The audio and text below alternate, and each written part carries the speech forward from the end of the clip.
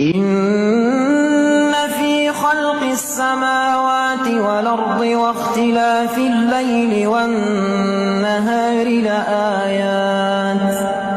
لآيات لأولي الألباب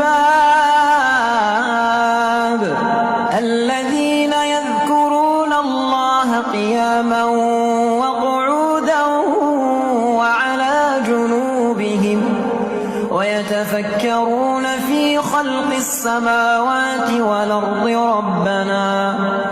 ربنا ما خلقت هذا باطلا